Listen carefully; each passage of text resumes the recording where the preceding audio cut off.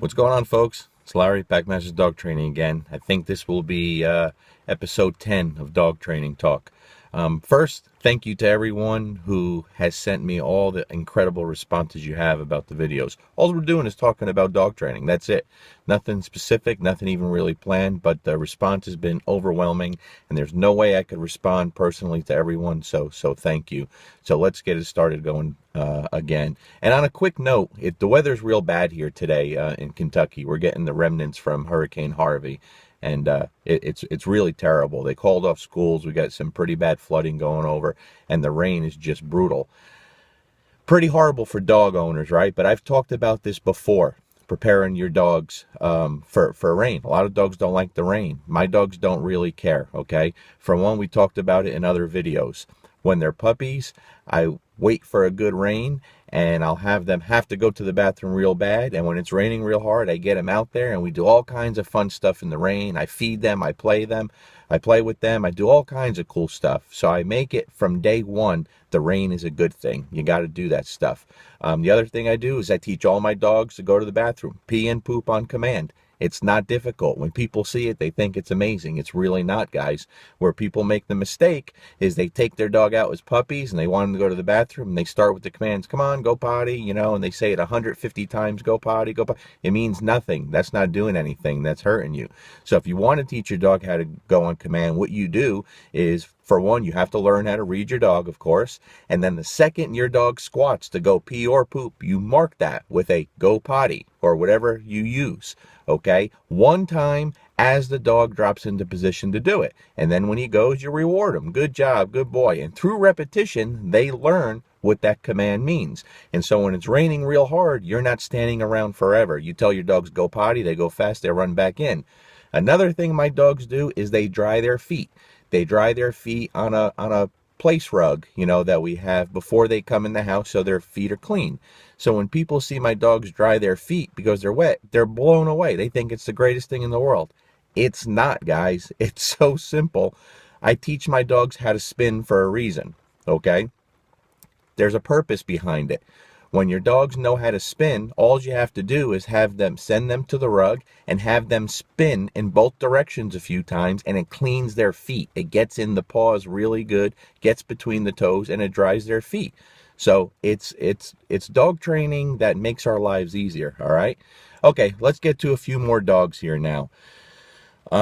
I'll talk about a few different cases today, okay? Let's talk about the first one. I did some writing on this. It's on my website. I've posted it before, but a lot of people haven't seen it. But a lot of people that do found it really beneficial. I was at a dog training event a couple years ago. There was a big, beautiful black German Shepherd there. Gorgeous, like breathtaking dog, And he had a female owner, and, she was just... this dog was just gorgeous. Well, I'll try to make the story short. You guys can read it on my website. It's in the news section, and I think it's called My New Friend Loki. The dog's name was Loki, all right?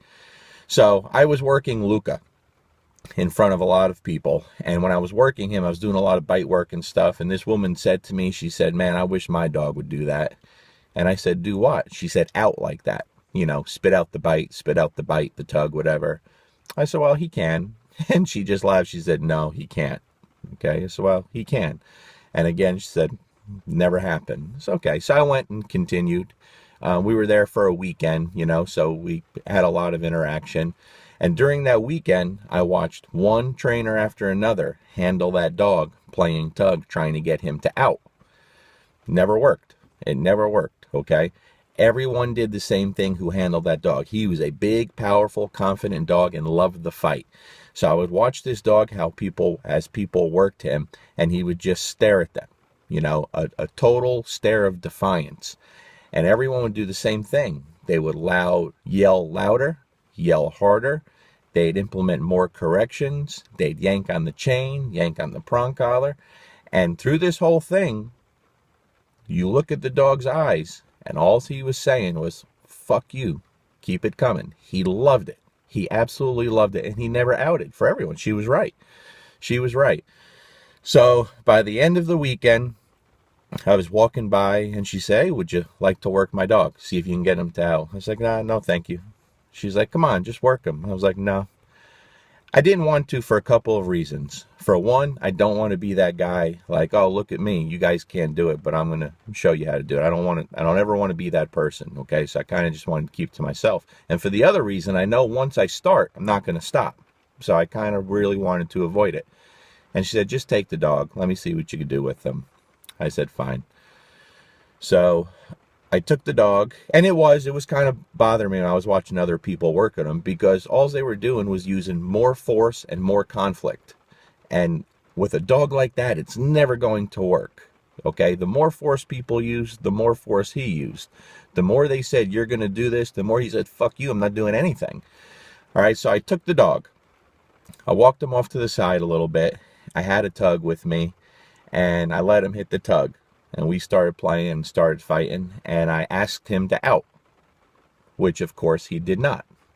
Okay, I looked into his eyes, and same thing, he gave me the middle finger. He wasn't going to out. So I stopped, I let the tug go dead, and I held on for a long time, and I just relaxed. I didn't really say anything else, we just relaxed, and that dog held on for a long time, until finally he decided, I won, I beat you, and he let go. So it's okay. Good job. So I walked him over a little further away. Everyone was watching.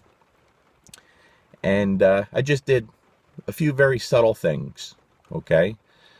I would just move off to the side, have him follow with the leash. Okay. Not much pressure at all. I'd move toward him, have him back up. Not using any commands, not doing anything. I've moved away, have him follow me. All right. Now I'm just moving very subtly. I don't think anyone's even noticing this. I'm almost not even paying much attention to the dog. He's paying attention to me. It's like he's wondering what's going on. What are we going to do? He wants the tug.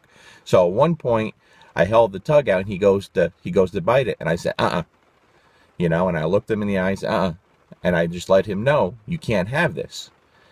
And he just looked at me. I didn't say no because I heard everyone else screaming no at their dogs all weekend. You know, I think everyone's dog's name was No that weekend. No, no, no. So I just, and I didn't let him have it. And he kind of stopped, and he almost looked like, whoa, okay, what do you mean no? So I did very subtle leash things again, a little bit of movement. Then I started touching him. I touched his hind end. I touched his rear end. I rubbed him a little. I touched his face. I massaged him in different places. Then I spit in my hands. And I gently grabbed his nose, and I cupped his nose, and I moved I moved my hands across his nose, let him really check me out. And then I took out the tug, and I got him ready for it again. And by now, the anticipation is really flowing with this dog. The dopamine is in full effect, and he's ready to go. He hits the tug. We start fighting. We start playing. We're having a good time. I ask him to out. He hesitates a little bit, but then he released. The second he released, I said, yes, that thing came alive. He hit it, and we fought, and we played, and we had a good time. I asked him to out. He outed immediately. I had him hit it again, and we played, and we had a good time. Now the look of his eyes changed from, fuck you, to like, this is awesome, thank you. Okay, there was no more defiance there, no more conflict. Okay, now the dog was working with me, not against me. Now we're playing together. We're having a good time. Now, this is a dog I just met. So I said, here you go. I gave the dog back, and she was kind of just looking, and she started crying, like literally crying. And she was just so happy. And some of the other trainers were like, what the fuck did you do? You didn't do anything. I said, yeah, I did plenty. Okay, I did plenty. But see, that's the problem, guys. In everyone's eyes, I did nothing. Okay? Few people saw me spit in my hands and touch his nose, and they said, what does that do? You know what that does? It does nothing. And when I wrote about it, I had probably 150 emails. What does spitting in your hands and rubbing his nose do? It does nothing.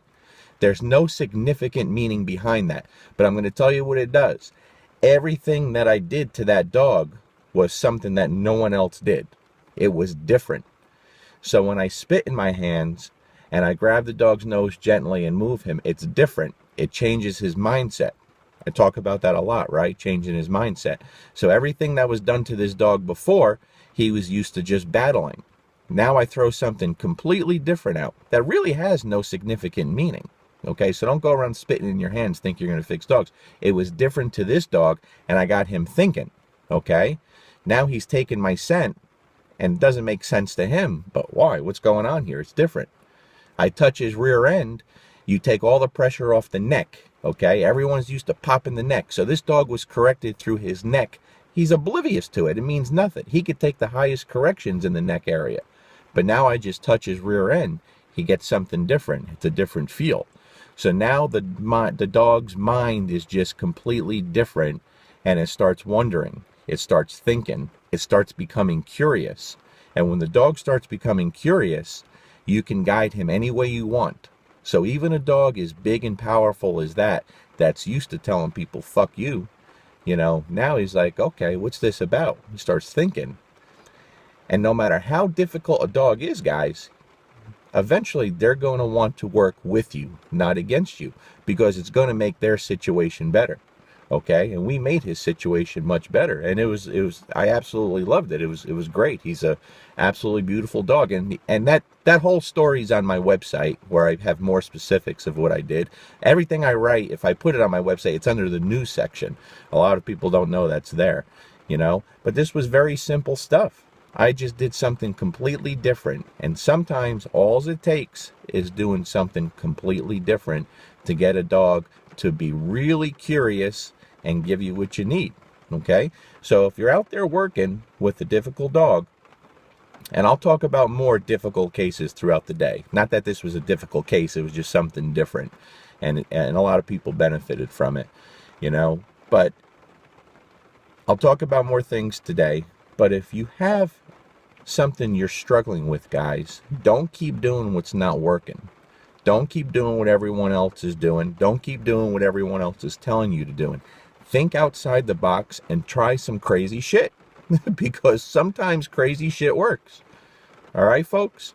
Again, thank you everyone for the responses for these videos. We're just bullshitting about dog training, and it's pretty overwhelming, the responses, and I'll just keep it going all day on this rainy day. All our folks down in Texas, Louisiana, man, our prayers are with you, really are. All the dog trainers and all the dogs down there and all the people suffering, prayers are with you. Okay, we'll be thinking of you. Peace.